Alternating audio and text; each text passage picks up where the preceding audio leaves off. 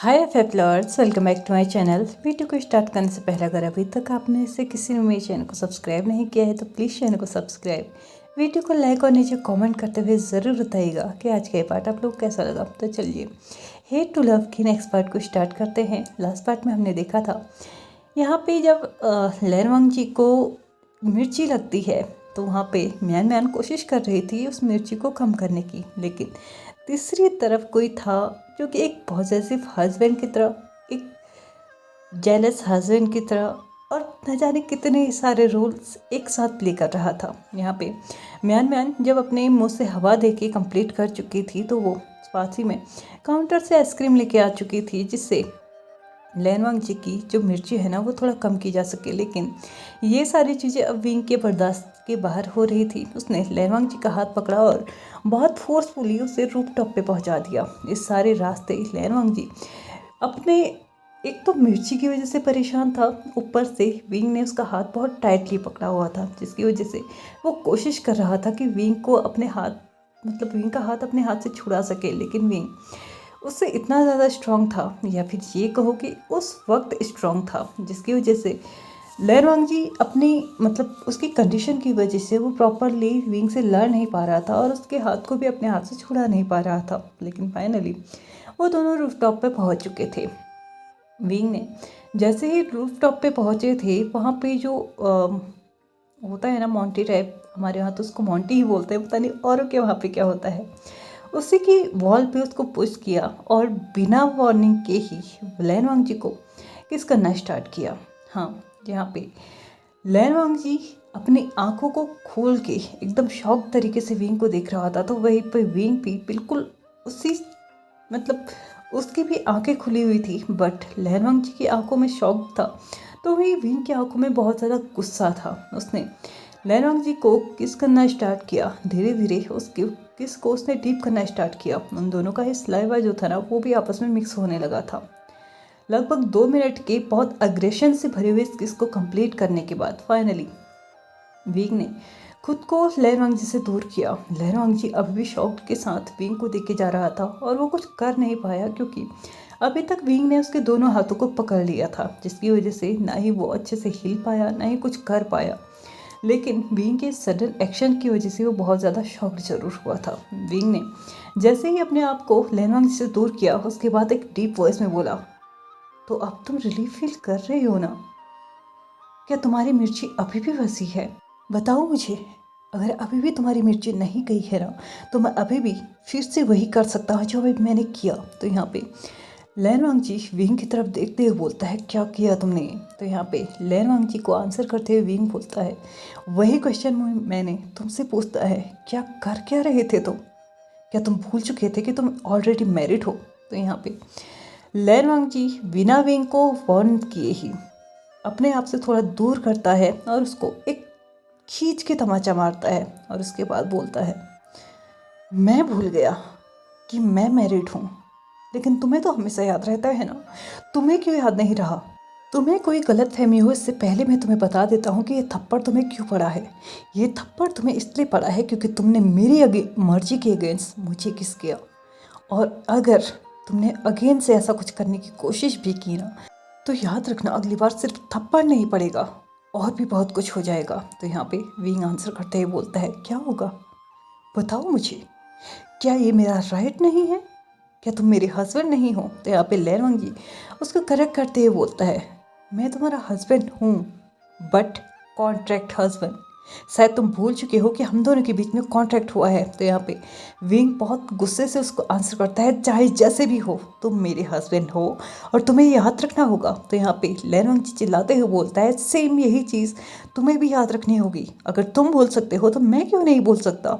हमारे रिश्ते में सारे लिमिट्स तोड़ने के अधिकार तुम्हारे ही पास हैं, मुझे वो अधिकार क्यों नहीं है? हाँ, तुम्हारी वजह से मैं कितना कुछ झेल रहा हूँ ये मुझे पता है। तो यहाँ पे विंग उसको रोकते हुए बोलता है, तुम झेल रहे हो? क्या झेल रहे हो तुम? मुझे भी बताओ जरा, मैं भी जानना चाहता हूँ कि आखिरकार तुम ऐसा क्या झेल रहे हो जो कि तुम्हें इतना तकलीफ दे रहा है। लैनवांग जी विंग की तरफ एक डिसबिलीव लुक के साथ देखता है और उसके बाद बोलता है, सच में तुम मुझसे ये क्वेश्चन कर रहे हो कि मैं क्या झेल रहा हूँ? तुम्हें अगर कुछ दिखाई ही नहीं दे रहा है तो मैं तुम्हें क्या ही बता सकता हूँ। ऐसा कहते हुए वो वहाँ से जाने ही वाला था कि तभी विंग उसको फिर से उसी तरीके से वॉल पे पुश करता है, उसके दोनों हाथों को पकड़ता है और उसके एक हाथ से उसके दोनों हाथों को पकड़ता है, उसके चिन को बहुत टाइटली ग्रैब करते हुए बोलता है, मुझे जानना है क्या झेल रहे हो तुम? क्या सच में ये शादी तुम्हारे लिए बर्डन है? तो यहाँ पे लैन वांग जी अपने मुंह को हिलाते हुए उसे इशारा करता है कि उसको छोड़ो। विंग भी कहीं हद तक समझ चुका था कि शायद वो थोड़ा अब्यूजिव हो रहा है, इसलिए उसने छोड़ तो दिया था उसके, लेकिन सिर्फ फेस को, उसके हाथ अभी भी बिल्कुल वहीं पे थे। यानी कि लैन वांग जी के हाथ अभी भी विंग के हाथों में ही थे। विंग ने थोड़ा सा और नज़दीकियाँ बढ़ाते हुए लैन वांग जी की आंखों में आंखें डालते हुए बोला, बताओ मुझे क्या झेल रहे हो तुम? क्या सच में ये शादी तुम्हारे लिए एक बर्डन है? क्या सच में इस शादी को तुम नहीं करना चाहते थे? एक पल के लिए मुझे समझ में आता है कि मैं इस शादी को अपने लिए बर्डन बोल सकता हूँ, लेकिन तुम क्यों ऐसा बोल रहे हो? तुम तो ऑलरेडी लड़कों में ही इंटरेस्टेड हो ना। तो यहाँ पे लैन वांगी सेम उसी पोजीशन में बिना आई ब्लिंक किए हुए विंग को आंसर करता है, ऑफ कोर्स, बट मैं लड़कों में नहीं लड़के में इंटरेस्टेड हूँ। तो यहाँ पे विंग एक पल के लिए और भी ज़्यादा गुस्सा हो चुका था जब लैन वांग जी ने क्लियर किया कि वो लड़कों में नहीं लड़के में इंटरेस्टेड है, यानी कि उसकी लाइफ में कोई है। विंग बहुत ज़्यादा गुस्से और डीप वॉइस में लैन वांग जी को बोलता है, कौन है वो लड़का? तो यहाँ पे लैन वांग जी आंसर करता है, मैं तुम्हें बताना सही नहीं समझता और ना ही ज़रूरी समझता हूँ। तो यहाँ पे विंग इस बात से और भी ज़्यादा गुस्सा हो चुका था। अब उसने फिर से बिना लैन वांग जी को वार्न किए ही अपने और लैन वांग जी के बीच की जो नज़दीकियाँ थी ना और भी ज़्यादा बढ़ा ली थी। उसने फिर से अपने और लैन वांग जी के लिप्स को अटैच करना चाहा, बट इस बार लैन वांग जी इनफ था कि वो विंग को अपने से दूर कर सके।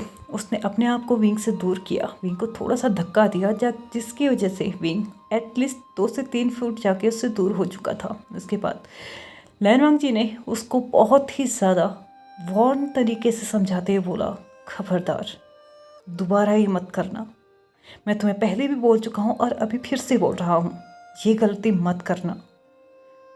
तुम्हारे लिए बहुत आसान होगा किसी की भावनाओं के साथ खेलना, लेकिन मैं तुम्हें एक चीज़ ज़रूर बताना चाहूँगा, तुम्हें एडवाइस देना चाहूँगा कि अगर किसी के लिए तुम्हारे दिल में कोई चाहत ना होना, उसकी भावनाओं से खेलने की कोशिश मत करना। जैसी ही तुम्हारी भावनाएं हैं वैसी ही हर किसी की होती हैं। हर किसी के मन में किसी न किसी के लिए फीलिंग्स होती हैं और तुम ऐसे ही किसी की फीलिंग्स को हर्ट नहीं कर सकते। यहाँ पे विंग और लैन वांग जी के बीच में थोड़ी बहुत आर्ग्यूमेंट होने लगी थी। विंग भी अपने एंड से बोल रहा था तो लैन वांग जी भी अपने एंड से बोल रहा था, लेकिन इस जवाब के बाद उन दोनों के ही बीच में एक ऑकवर्ड सा साइलेंस हो चुका था। ऑफ कोर्स सी बात है, लैन वांग जी ने कुछ गलत भी तो नहीं बोला था ना। अगर तुम्हें किसी के लिए कोई चाहत नहीं है, कोई फीलिंग्स नहीं है, तो तुम्हारे पास कोई राइट भी नहीं बनता है कि तुम उसकी फीलिंग्स के साथ इस तरीके से खेलो, उसकी फीलिंग्स को हर्ट करो। लगभग 1 मिनट का ये साइलेंस अभी तक बरकरार था, लेकिन ये साइलेंस तब जाके ब्रेक हो चुका था जब रूफ टॉप में किसी और की एंट्री हुई थी, और वो कोई और नहीं वांग निंगजाओ थी। वांग निंगजाओ ने विंग और लैन वांग जी दोनों को ही देखा था। दोनों के फेसेस गुस्से में लाल हुए पड़े थे। दोनों ही एक दूसरे को बहुत ज़्यादा गुस्से भरी निगाहों से देख रहे थे। हालांकि ये सिर्फ और सिर्फ वांग निंगजाओ को देख रहा था, लेकिन अगर कोई थर्ड पर्सन यहाँ पे आके देखे ना, जिसे पता हो कि ये दोनों हस्बैंड है जस्ट लाइक चैन चेंग, तो ये अच्छे से देख सकता था कि यहाँ पे सिर्फ गुस्सा ही नहीं था, एक सैडनेस थी, एक डिसअपॉइंटमेंट थी और एक हल्की सी झलक प्यार की भी थी, जो कि कहीं ना कहीं इन तीनों चीज़ों के साथ ना लास्ट में दब चुकी थी और वो ऊपर नहीं आ पा रही थी। वांग निंगजाओ जब यहाँ पे पहुँचती है तो विंग के पास जाती है, उसके हाथों को अपने हाथ में लेते हुए उसको अपनी तरफ टर्न करती है। उसके बाद बोलती है कि तुम यहाँ पे क्या कर रहे हो? मैंने तुम्हें पूरे कॉलेज में ढूंढा है। तो यहाँ पे फाइनली उन दोनों का आई कांटेक्ट ब्रेक हो चुका था। इसके बाद विंग ने वांग निंगजाओ की तरफ देखते हुए एक बार फिर से वांग जी की तरफ देखा। उसके बाद उसके दिमाग में पता नहीं क्या चला कि उसने वांग निंगजाओ की वेस्ट पे हाथ डाला, उसको अपनी तरफ खींचा और उसके बाद बोला, कुछ नहीं, मैं बस यहाँ पे किसी को किसी की गलती की सज़ा देने आया था। यहाँ पे वांग लिंगजाओ ने जब ये सुना तो उसके बाद उसने लैन वांगजी की तरफ देखा। लैन वांगजी का फेस जो कि गुस्से में रेड हुआ पड़ा था, बट वांग लिंगजाओ को शायद कुछ और ही लग रहा था, जिसकी वजह से उसने विंग से बोला, मुझे उम्मीद है तुमने ऐसी सजा दी होगी जो इसे ज़िंदगी भर याद रहेगी। ऐसा कहते हुए विंग भी अपने सर को हाँ में हिलाता है और एक इविल स्माइल के साथ बोलता है, वैसे तुम यहाँ पे क्या कर रही हो? तो यहाँ पे वांग लिंगजाओ विंग से बोलती है कि एक्चुअल में कल मेरा बर्थडे है और तुम्हें तो पता ही होगा ना कि मेरा बर्थडे कल है, इसलिए मैं चाहती हूँ कि अभी मैं शॉपिंग पे जाऊँ, तो चलो ना प्लीज़ हम लोग शॉपिंग पे चलते हैं। वो इस वक्त थोड़ा सा क्यूट बनने की कोशिश कर रही थी, हालांकि वो क्यूट तो नहीं बन पा रही थी, लेकिन इन दोनों के बीच में कबाब में हड्डी ज़रूर बन रही थी, जिसकी वजह से वांग जी को और भी ज़्यादा गुस्सा आ रहा था। वो विंग उसे यहाँ पे सज़ा देने के लिए आया था, इस वजह से कि कोई उसको हेल्प कर रहा था तब जब उसको मिर्ची लगी हुई थी, लेकिन अब इसी वक्त ये क्या कर रहा है? एक इंसान जो अभी अभी उससे बोल रहा था कि वो भूल गया कि वो मैरिड है, और वो यहाँ पे खुद इस चीज़ को अभी अभी ऐसे भूल गया है जैसे कि इन दोनों के बीच में ऐसी कोई बात ही नहीं हुई है, और एक पराई लड़की के वेस्ट पे इसने ऐसे हाथ रखा है जैसे कि इसके सामने जो इंसान खड़ा है उसको तो इसके एक्स्ट्रा मैरिटल अफेयर से कोई मतलब ही नहीं है। यहाँ पे वांग जी वहाँ से जाने ही वाला था कि तभी विंग बोलता है, of course Devi, let's go. तुम कुछ कहो और मैं वो ना करूं, ऐसा तो कभी नहीं हो सकता है ना। ऐसा कहते हुए इसने वांग लिंगजाओ की चीक्स पे एक पिंच किया और उसके बाद उसको वहीं से वैसे ही उसके वेस्ट पे ही हाथ रख के वहाँ से ले जाने लगा। वांग जी ये देख के बहुत ज़्यादा गुस्सा हो चुका था। ऑफ कोर्स सी बात है, गुस्सा होने की बात भी है। एक इंसान उसको गुस्से में यहाँ पे लेके आया, उसकी मर्जी के अगेंस्ट उसको किस किया, उसने यहाँ तक ही बोल दिया कि वो भूल गया कि वो मैरिड है, और वो खुद यहाँ पे उसी के सामने उसके एक्स्ट्रा मैरिटल अफेयर्स को कंटिन्यू रख रहा है। तो सामने वाला इंसान शांत तो नहीं रह सकता, भले ही वो शांत रहने का दिखावा ज़रूर कर सकता है या फिर अपने आप को शांत रख ज़रूर सकता है, लेकिन वो शांत नेचुरली होगा इसकी उम्मीद कोई भी नहीं कर सकता। यहाँ से वांग जी भी अब अपनी पढ़ाई में ध्यान नहीं लगा पा रहा था, जिसकी वजह से शायद उसकी लाइफ का ये पहला टाइम होगा जहाँ पे उसने अपने कॉलेज को या अपने स्कूल को हाफ डे में ही कंप्लीट किया था। हाँ, इसके बाद लैन वांग जी जब रूम में पहुंचा था, क्लासरूम में पहुंचा था, तो तब तक उनकी क्लासेस स्टार्ट हो चुकी थी। लैन वांग जी ने अंदर आने का परमिशन लिया तो टीचर ने भी उसको परमिशन दिया, लेकिन उससे पहले उसे हल्की सी डांट भी लगाई कि वो यहाँ पे लेट क्यों आया है। लेकिन लैन वांग जी ने टीचर की तरफ देखते हुए बोला, आई एम सॉरी, ऐसा नेक्स्ट टाइम से नहीं होगा, बट अभी कुछ इम्पोर्टेंट काम आ चुका है जिसकी वजह से वो यहाँ से जाना चाहता है। अगर आप परमिशन दें तो मैं अभी अपने घर के लिए जाना चाहूँगा। लैन वांग जी ये अपनी लाइफ में पहली बार कर रहा था, और कॉलेज में आने के बाद भी उसने ये पहली बार ही किया था। अभी तक उसके रिकॉर्ड्स में भी उसके 100% अटेंडेंस ही रही है, जिसकी वजह से वो टीचर थोड़ा सा कंफ्यूज हो चुकी थी। लेकिन लैन वांग जी अगर बोल रहा है कि कुछ इम्पोर्टेंट है तो कौन सी बात है, कुछ इम्पोर्टेंट ही होगा, इसलिए उसने उसको वहाँ से जाने के लिए बोल दिया। लैन वांग जी जल्दी से अपनी सीट पे जाता है, अपने बैग को पकड़ता है और अपने क्लासरूम से बाहर निकल जाता है। बाहर निकलते ही अभी वो कुछ दूरी पे पहुंचा ही था कि तभी उसे कोई मिलता है। उसने उसको बस कुछ देर के लिए बात करने के लिए बोला, और यहाँ पे लैन वांग जी बांध भी चुका था। तो चलिए, जब तक इन दोनों की बातें हो रही हैं हम तब तक वहाँ चलते हैं जहाँ वांग लिंगजाओ और विंग हैं। विंग और वांग लिंगजाओ सिटी के सबसे बड़े मॉल में आ चुके थे। ये पहली बार नहीं था जहाँ पे विंग और वांग लिंगजाओ इस मॉल में आ रहे थे, क्योंकि जब से वांग लिंगजाओ को विंग जैसा बॉयफ्रेंड मिला था, ये तो उसके लिए नॉर्मल रूटीन हो चुका था कि वो इस मॉल में आती थी, मतलब शॉपिंग करती थी और जो चाहे वो खरीदती थी।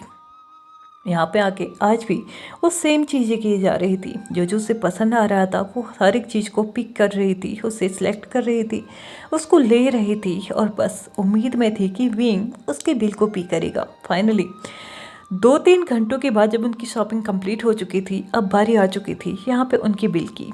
काउंटर पे आने के बाद वांग लिंगजाओ ने अपने पूरे कपड़े, जो कुछ भी चीज़ें उसने ली थी, उनकी लिस्ट बना ली थी, बिल भी बना लिया था। अब यहाँ पे वांग लिंगजाओ विंग से चिपकते हुए बोलती है, मुझे ये सब कुछ पसंद आया है। तो यहाँ पे विंग हमेशा की तरह उसको बोलता है, तो खरीद लो। तो यहाँ पे वांग लिंगजाओ विंग की तरफ देखते हुए बोलती हैं, ऑफ कोर्स मैं तो खरीदूंगी ही, लेकिन क्या तुम कुछ भूल रहे हो? तो यहाँ पे विंग उसकी तरफ देखते हुए बोलता है, और वो क्या है?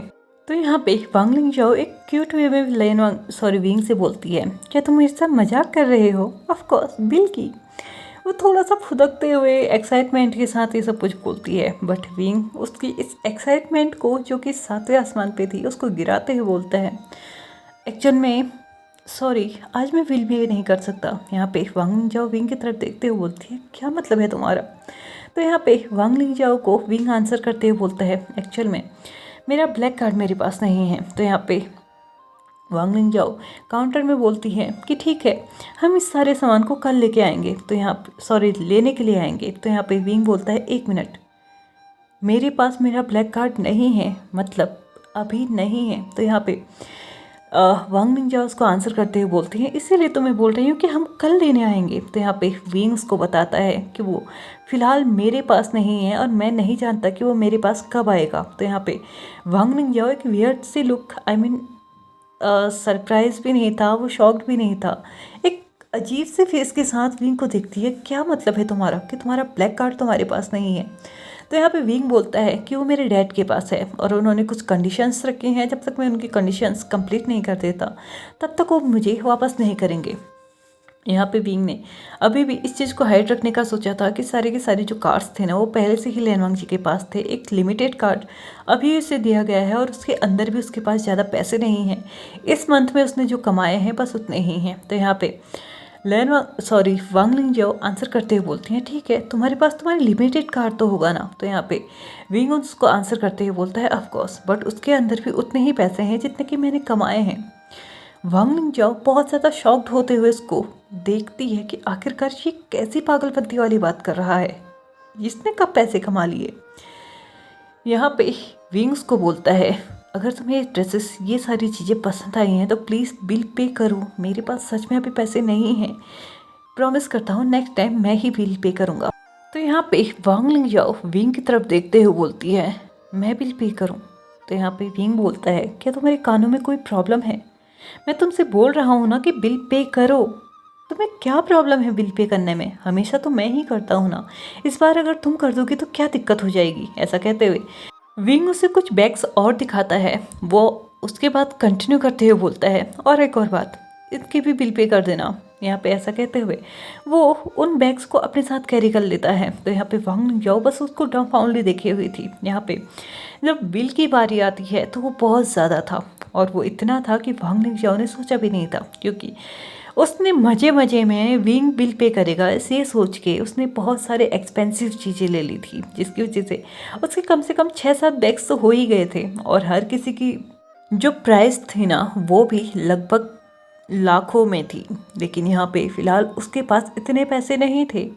उसके अकाउंट में पैसे भी होंगे ना तो ज़्यादा से ज़्यादा लाख, 1.5 लाख या 2 लाख, बट जब रिसेप्शनिस्ट ने उसको बिल दिया था तो वो कम से कम 9.5 लाख का हो रहा था। उसके अलावा विंग ने भी जो 2-4 बैग अपने साथ वो लेके गया हुआ था, उनका भी बिल कम से कम 50,000 समथिंग था। तो ये ऑलमोस्ट 1 मिलियन हो चुका था, जिसे देखने के बाद वांग लिंगजाओ की तो पैरों के नीचे से ज़मीन और सर के ऊपर से आसमान फट चुका था।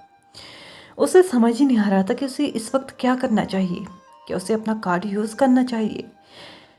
नहीं, वो अपने इतने कीमती पैसों को तो नहीं खोने वाली, इसलिए उसने रिसेप्शनिस्ट की तरफ देखा, बिल को उसको वापस देते हुए बोला, मैं इसे बाद में लेने आऊँगी, लेकिन हाँ, जो वो लेके गया है ना उसका बिल जरूर कट कर लें। ऐसा कहते हुए उसने अपना कार्ड उसको दे दिया, क्योंकि अगर वो विंग के लिए आज वो सारी चीज़ें नहीं खरीदती जो कि विंग ने लिया है, तो ऑफकोर्स सी बात है नेक्स्ट टाइम उसके पास भी कोई चांस नहीं था कि विंग उसके लिए खरीदेगा, क्योंकि पहली बार विंग ने आज उससे कुछ मांगा है, कुछ खरीदने के लिए बोला है, उसमें भी अगर वो मना कर देगी तो हो सकता है कि विंग उसके ऊपर अगली बार जितना मेहरबान रहता है ना वो ना रहे। इसलिए उसने विंग का ही बिल पे किया और वहाँ से चलती बनी। यहाँ से जाने के बाद विंग जब उसको देखता है मॉल से बाहर आते हुए तो वो खाली हाथ आ रही थी, और विंग उससे पूछता है कि ये क्या है, तुम्हारे बैग्स कहाँ हैं? तो वांग लिंगजाओ उसको आंसर करते हुए बोलती है, एक्चुअल में अभी वो भी अपना कार्ड लेके नहीं आई है, इसलिए वो जब अपना कार्ड ले लेगी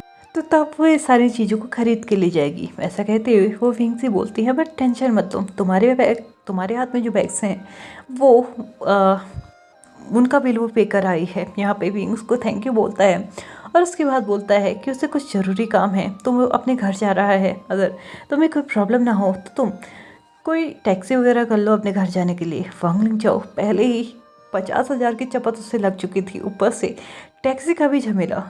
बट कर भी क्या सकती है, विंग को मना भी तो नहीं कर सकती है ना। इसलिए उसने विंग को बोला कि ठीक है, वो अपने आप से घर चली जाएगी। ऐसा कहते हुए विंग अपनी गाड़ी में बैठता है और यहाँ से चला जाता है। विंग गाड़ी में बैठ के उन सारी बातों को सोच रहा था जो आज पूरे दिन भर में हुई। वांग लिंग और उसके बीच में लैन वांग जी, और उसके बीच में लैन वांग जी और म्यान म्यान के बीच में, और जैन चैंग और उसके बीच में। ये सारी चीज़ें वो याद करते करते उसकी ड्राइविंग भी थोड़ी स्लो थी। बट उसे नहीं पता था कि उसकी ड्राइविंग स्लो होने की वजह से वो और भी ज़्यादा ना गुस्से में आ जाएगा, क्योंकि ड्राइविंग स्लो होने की वजह से वो अपने आसपास का माहौल अच्छे से देख पा रहा था। और इसी के चलते उसे एक रेस्टोरेंट में नज़र पड़ती है, और उस रेस्टोरेंट में जो उसने देखा था ना, उसके बाद वो तो हद से ज़्यादा गुस्सा हो चुका था। उसका तो मन कर रहा था कि वो अभी गाड़ी से बाहर निकली और डायरेक्टली उस रेस्टोरेंट के दरवाजे को तोड़ते हुए अंदर जाए। लेकिन क्या ऐसा विंग कर पाएगा? खैर, ये तो हम देखेंगे आने वाले एपिसोड में, क्योंकि अभी मेरा टाइम हो चुका है इस पार्ट को यहीं पे ख़त्म करने का। तो चलिए फ्रेंड्स, आज के इस पार्ट को हम यहीं पे ख़त्म करते हैं। वीडियो पसंद आए तो please like share subscribe and comment करते हुए जाइएगा। Thank you so much for watching my video and bye bye.